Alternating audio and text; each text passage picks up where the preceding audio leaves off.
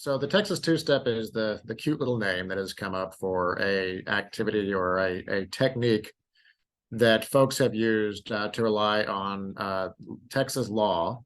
The real name for it is a divisive merger to create two companies. What we call it is good co and bad co. So good co will have all of the assets and business operations and will stay out of bankruptcy. Bad co will get all of the liabilities and will file Chapter 11.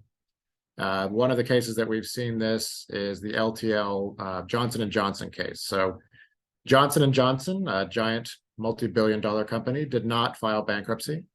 But what they did is make use of this to put a division in called LTL. Every company, every human that files bankruptcy has to file it in good faith. If it's determined that you filed it in bad faith, then the case gets dismissed. I think most people, even those who are very supportive of this arrangement, probably will acknowledge that this is not what the law was intended to do when it was written. It's a relatively recent statute, I think enacted in 1989 in the Texas Business Organizations Code.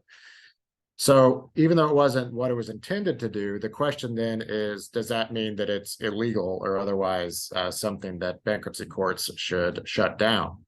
So what the supporters of the Texas two-step are saying is that this should all be consolidated in one venue and before one judge that does things expeditiously, which bankruptcy court does do that. The problem is that doing this essentially is a declaration of war against state and federal regulators.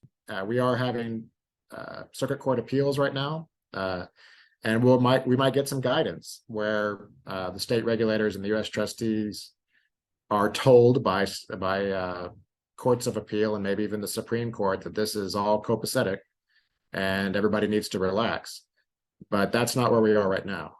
But if the dust settles and the Texas two-step proponents win the war, then what we have is we have really created bankruptcy court as the venue for tort claims in the United States.